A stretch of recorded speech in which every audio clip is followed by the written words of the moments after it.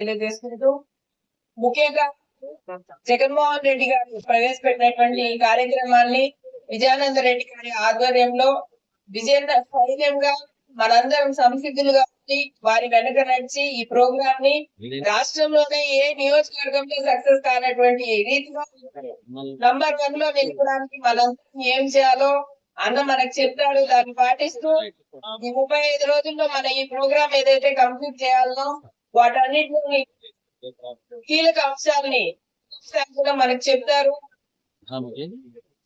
ముఖ్యంగా మహిళలు ప్రతి ఇంటికి మనం వెళ్ళినప్పుడు మహిళా తల్లులకి ప్రతి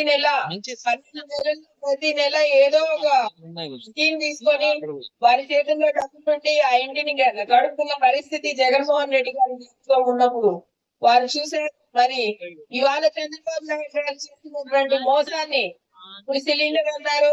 ఎన్నిసార్లు వచ్చిందండి సిలిండర్? వచ్చిన వాళ్ళలో 100 మందిలో కనీసం 40 మందికి కూడా సిలిండర్ పడిన పరిస్థితి లేదు. ఉచిత బస్సు అన్నారు, లేదు. అమ్మఒడి ఎంతమంది తల్లులకు పడింది? ఇటువంటి స్కీమ్లు అన్నింటినీ కూడా ఉచిత బస్సు ఏదమ్మా అని ప్రతి మహిళని వారికి రావాల్సినటువంటి ప్రభుత్వం నుంచి రావాల్సినటువంటి సంక్షేమ పథకాలని ఏ విధంగా చంద్రబాబు నాయుడు మోసం చేస్తూ గారడీ దేశం లెక్కలు తప్పించుకుంటున్నారు. ప్రతి మహిళ మనం ఎక్స్ప్లెయిన్ చేయాల్సిన అవసరం ఏర్పడింది. కాబట్టి ప్రతి ఇంటిని విజయానంద రెడ్డి గారితో పాటు వారు ఏ విధంగా ప్రణాళిక సిద్ధం చేస్తే ఆ విధంగా ముందుకెళ్లి జగన్మోహన్ రెడ్డి గారి ఆశయాన్ని ప్రజల ముందుంచి చంద్రబాబు నాయుడు గారు చేసినటువంటి మోసాన్ని ప్రజలకి తెలియపరిచి ప్రజల్లో వైఎస్ఆర్ కాంగ్రెస్ పార్టీ ఎప్పుడు వారితో ఉంటుంది. అమ్మఒడి వేసేసామని గొప్ప చెప్తున్నారు. ఎంతమందికి పడింది అనేది కూడా ఒకసారి చెక్ చేసుకోవాల్సిన పరిస్థితి. వచ్చిన వాళ్ళని ఎవరో ఒకరిని చూపించి మాకు 4గురికి పడింది, 5గురికి పడింది అని చెప్పి దాన్ని అడ్వర్టైజ్మెంట్ చేయడం కాదు. రాని తల్లులు గొంతెత్తలేకపోతున్నారు. వారందరూ మాట్లాడాల్సిన పరిస్థితి మనకి ఏర్పడింది.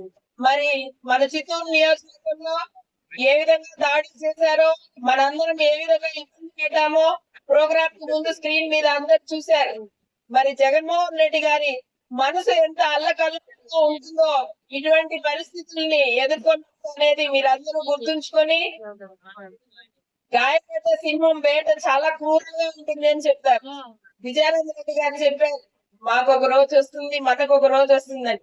మరి అటువంటి రోజున ఆ వేట మొదలైతే ఎట్లా ఉంటుందో కూడా ఒకసారి అవతల పక్షాన ఉన్న వాళ్ళు గుర్తుంచుకొని ఈ అవకాశాన్ని నాకు ఇచ్చినటువంటి విజయానంద రెడ్డి గారికి ప్రత్యేక ధన్యవాదాలు తెలుపుకుంటూ